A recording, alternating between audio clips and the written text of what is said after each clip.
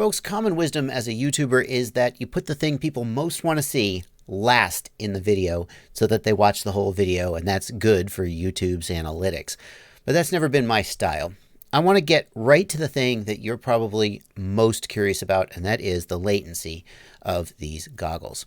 You may have seen Kebab. When he first got these goggles, he guesstimated the latency of the goggles at 300 milliseconds. But he said that's not scientific. That's just a seat of the pants measurement. Then Painless 360 and also, I believe, Albert Kim separately tested that latency and found that latency to be around 100 to 120 milliseconds. I used Painless 360's exact method. Thank you, Painless 360, for giving a suggestion for how to do this. I used his exact method of measuring the latency of the goggles, and my numbers matched Albert Kim and Painless 360. So it's fair to say that the EV300D has a latency of about 115, at least 100 milliseconds. And for many people, that is going to be a deal breaker.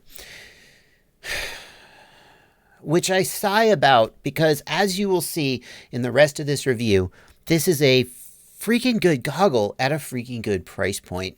And I flew these goggles before I measured the latency. And I could tell it was there. I could fly, but it was there.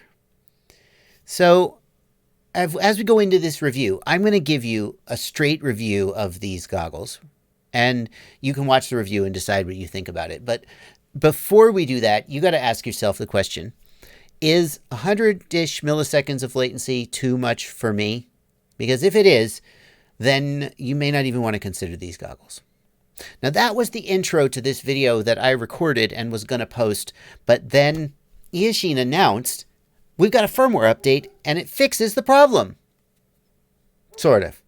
Because even in Eachine's own firmware update instructions, and by the way, link to these instructions in the video description below so you can do this firmware update if you happen to own these goggles.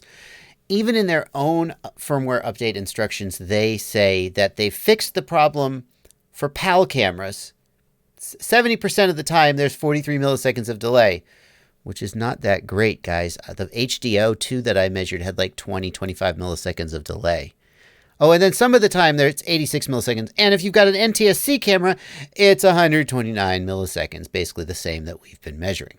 And now we will skip over almost the entire review of the goggles that I recorded, all 20 minutes of it, and get straight to the conclusion because the latency of the goggles means that the conclusion for most people is going to be predetermined. Stick around after the conclusion if you would like to see the full review at normal speed. And so we come to the end of the video, and as always, the question, should you buy it? And the answer is no. You shouldn't buy these goggles because the latency is unacceptably high. As awesome as it is that they've got a high resolution and a really good field of view, as awesome as everything about these goggles is, the latency is a deal breaker, and it ought to be a deal breaker for almost everybody. If you are in the market for an FPV goggle around $300-ish, I recommend the SkyZone Sky O2C, which is a really, really solid goggle at a price of, well, currently $269. They don't have as good a specs, but overall they are very, very good for the price. And if you can afford a little bit more than $300, well, a fair bit more than $300, the SkyZone Sky O30 at $400 is very, very good. Although it has to be pointed out, you can also get Fat Shark HDO1s for $400, but you have to put a module in them, and that brings their price up.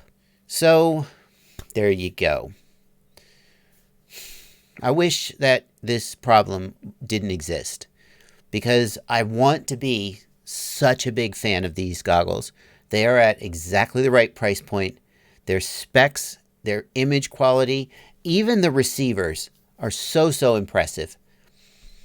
But with a latency of, at best, 40, 60 something milliseconds, if you're using a PAL camera, but not if you're using an NTSC camera, then it's 120 milliseconds. I don't even know how this product got out the door. I don't even know how was this not caught in testing? And then how was this product released to the world without Eachine knowing that this was going to happen? I don't know. But that's how it stands right now. And that's how this video is going to end. There are links to all of these products in the video description, and if you want to buy them, they're affiliate links, so, click those affiliate links and buy something else. I get a commission no matter what you buy, so don't buy it. There you go. Happy flying, everybody. And now we pretend we are in a world where the latency of the goggles was not an issue, and we do a review. And I'm releasing this because I know some of you guys are going to be curious, and also because some of you guys are going to buy the goggles anyway, and I'd like you to know what you're getting into. And what you're getting into is, except for the latency, a pretty freaking good set of goggles. Away we go. And the first thing we'll see here is that there are not 2, but 4 antenna connectors.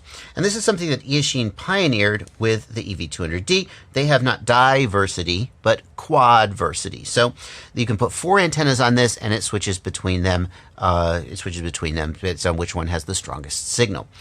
Now, there's a very good question as to whether the ability to add more antennas can offset the potential lower performance of the modules themselves. Because I think it's not going to be controversial to say that these modules won't stack up to something like a Rapid Fire. We're going to compare a little later in the video, and you'll be able to see for yourself. But maybe 4 decent receivers is better or just as good as 2 like really, really good receivers. Anyway, kudos to Eachine for just trying something new. This has always really impressed me. In case you're wondering, yes, these modules do come in a standard Fat Shark style module bay, and yes, you can any minute now. There we go. And yes, you can, if you so desire, put a Rapid Fire in here or any other module you prefer. In fact, they come with spare module covers if you choose to do that. If you do choose to do that, you cannot do quadversity. You have to take the other module out and just leave it and only put one receiver in, because the whole quadversity syncing thing, see, it even says right and left on it. So you can't just have 2 Rapid Fires in here for Rapid Fire quadversity. But you could put a Fat Shark module in here if you can. And the EV200D could be ordered without modules if you prefer, for a lower price. I haven't verified that that's true for the 300, but I assume that it is. Another really cool thing that Eachine has done here is they've given you not just an IPD adjuster, but a focus adjuster. And for folks like me with terrible eyesight, this is really amazing. The IPD is 52 to 76 millimeters, and the focus adjustment goes from -8, most of them top out at -6, to +3 diopters. Now, the HDO2s also have diopter and focus adjustments, but one of the things people have complained about is that the focus adjustments are easy to move, and when you adjust the focus, you also tend to adjust the IPD. This isn't a problem for me because my eyes are so extreme that I just push them all the way over, and then they just stay there. But especially, maybe not so much the focus adjustment, which has a lot of friction on it, but especially the IPD adjustment, other people have said that they don't hold in between uses and they constantly have to like retweak them just a little bit. The focus and IPD adjustment here on the Eachines, it's got these nice little ratchets, and it does tend to hold pretty well. Continuing our walk around the goggles, we've got the DC input for the battery pack. They can take up to 6S LiPo if you prefer to just use your flight packs, but they also come with an 18650 case here, similar to the Fat Shark 18650 case that Fat Shark sells for like 15 bucks, although this one does it one better in that it has built-in USB charging. Now, I usually just take my 18650s out and stick them in a charger mounted on the wall, but the ability to just kind of real quick plug this into USB and leave it charging overnight, or leave it charging while you're standing near. It's okay to charge 18650s overnight. Come on, guys, it's probably fine. It isn't nice to have the option, and Fat Shark's pack doesn't have USB charging. Their 18650 case doesn't have USB charging. Yes, I know that their other cases have USB charging. Those don't have the 18650 cells. It does not come with the 18650 cells, so you will need to provide those, and that could cost you another 20 or 30 or maybe more depending on the quality of cells you get, but that's up to you. We've got the headphone jack if you like to have audio like Mr. Steele while you're flying, and we got the HDMI input and an AV input or output for use with a ground station or an external DVR. The next thing I want to do is take you on a walk around the goggle menus, and the only real way to do this is to stick a GoPro down in the screen and just record it. It may not be exactly perfect, and there may be just a little bit of distortion that you'll see here that doesn't reflect what you actually see when you use the goggles. So please take that into account and don't be like, oh, the edge of this corner is blurry. And no, that's just how difficult it is to freaking do what I'm trying to do. Now, the first thing a lot of you guys are going to notice is this shimmer in the image. And I got to reassure you that you do not see that when you're actually using the goggles. That's just the GoPro. The shutter speed on the GoPro is picking up the way that the display works, and it's picking up this shimmer. LCOS displays don't have individual red, green, blue pixels, or they don't light them all at the same time anyway. They alternate red, green, blue so fast that your eye doesn't pick it up, but the shutter speed on the camera can pick it up. And unfortunately, the camera is already on its slowest shutter speed, so we're kind of just stuck with that. But you won't see that when you're using the goggles. The goggles have a channel up and down button. Very easy to go up and down on the channels. Long press to change bands. Very, very simple and straightforward. I love the fact that they have RSSI for all 4 antennas in the OSD. And it really helps if you're going to put 4 antennas on there. What should you do? Should you have like a left and a right hand polarized? Should you have one linear and one circular? Should you have a patch pointing over here? And by being able to see the RSSI on each of the antennas, you can get a sense of whether your strategy for putting 4 antennas on these goggles is working out. And of course, you can also know when you're about to run out of range. Long press the menu to auto scan. Autoscan will show you any active channels in the area, and you can skip between them quickly. Don't rely on Autoscan. This is not the Eevee, the Eachine, but all goggles. Don't rely on Autoscan to get the exact right channel. Sometimes it picks up a close channel, but not the exact right one. So you always want to manually set your channel if at all possible. But if you just have no idea what channel you're on, Autoscan can get you in the ballpark. By holding left on the menu key, we get to this menu where we can set the picture settings, and I'm really impressed with what Eachine has given you to tweak the picture of these goggles. So for example, we've got these presets for brightness, contrast, saturation, sharpness, etc. And I'll just scroll through them. Oh, see, I can already like that better. Here in this particular lighting, we're getting more shadow detail, and you could just go between them. And of course, you can tweak this and set your own exactly how you want it. And now I'm going to go power cycle the quad real quick. You also have the option to tweak the color temperature, and not just between presets like warmer and cooler, but you can literally set the RGB. So for example, one of the cameras that I was using this with just was really bright in the greens, and I was able to just turn the greens down a little bit in the goggles and fix that. So that's pretty slick. Here you can change the aspect ratio, and you can see that it's more than just 4:3 and 16:9. There are a ton of different ways to handle the incoming picture with stretches and letterboxes and so forth, so you can tweak that exactly how you like. You turn on the DVR by holding down the right joystick, and you'll get an icon in the upper right to let you know that that is going. Well, now we come to the subjective part of the review, because there are certain parts of this goggle that I can't show you and let you form your own opinion. I gotta tell you. And we'll start with the fitment. How do they feel on your face? Let me start by saying that there wasn't any light leak for me. Eachine has done something, I think Fat Shark is doing this as well, where they're giving you these little spacers here to sort of shim out the padding, and depending on whether you have a narrower face or a flatter face, you can add or remove these spacers as need be. They just Velcro on there. I do not love this padding. It is really thin and sort of cheap feeling. It is soft and not too uncomfortable, but it's just not great padding. I love the Nubidrone Max Comfort Goggle Foam, of course, and if they made one that would fit here, I would definitely stick it on there. It'd be a little thicker, and it would start to push these away from your face, though. More about that in a second. I also found that the bridge, the nose, when I would put them up on my forehead, it would dig in a little bit. That doesn't happen on my Fat Sharks, but other people have reported that it does. And again, I think the Nubidrone Goggle Foam, which is thicker, is what's saving me there. It's just giving me, so I don't know that these are unique in that respect. Overall, especially for the price, the ergonomics gets a pass. The image of the EV200D is really good. It doesn't have the same brightness and contrast as like an OLED screen, but it is nicely saturated, and I really like the fact that if, for example, like it just had a little too much green. It's just like these like kind of almost neon greens. Well, you can just go into the picture settings and adjust that to tweak that to be exactly how you want it. The eyepiece on the EV200D is going to turn some people off. And it's the same on the HDO2 and even the Orca.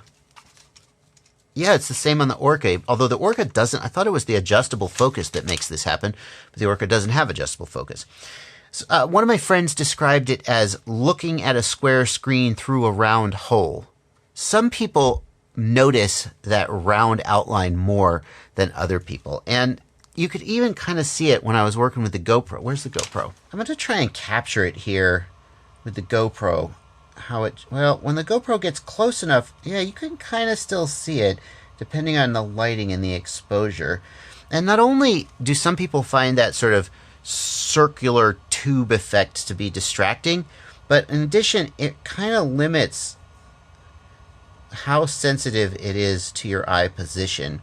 So I found that I kind of had to adjust the head strap down a little bit to get it positioned on the right location on my head, especially with the battery on the back.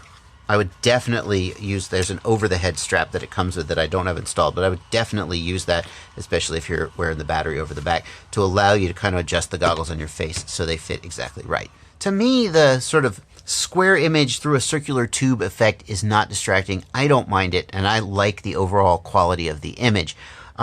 Whether that's a deal breaker for you or not, it's not going to make the difference between the EV200D and the premium goggles like the HDO2 or the Orca, since they also suffer from the exact same effect. If you hate that, then I guess the HDO is going to be the highest end goggle you're going to be looking for, and those are actually selling for around $400 or maybe a little less if you can find them.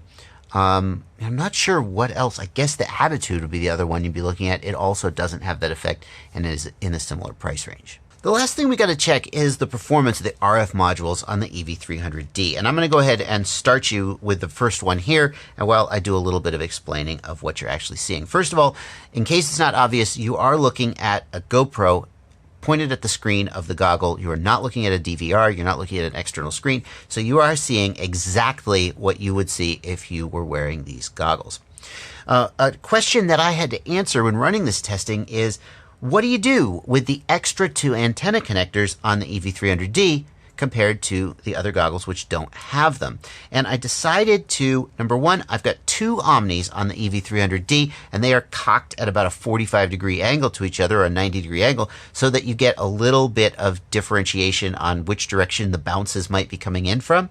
And I've got 2 patch antennas as well, and I put a left and a right hand patch. Since we're kind of flying the same direction, we're not flying out of the beam width of one of the antennas, so I didn't think putting 2 patches facing different directions would really help. So both patches are facing the same direction, but one is left hand and one is right hand, just to see, you know, if we catch a bounce and if that makes a difference. So I'll let you go ahead and watch this and make a decision as to how you feel about the performance of the module, and then we'll come back and we will wrap up.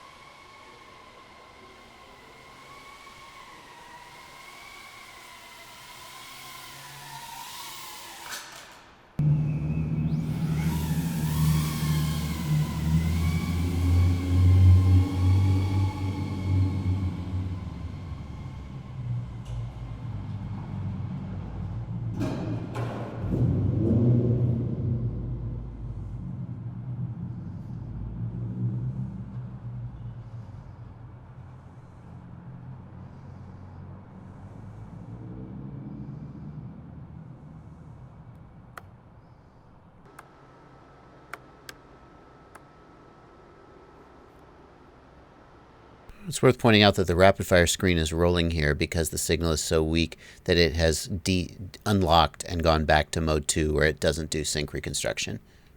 Right now, when the OSD comes back in, now it's in mode 1 again.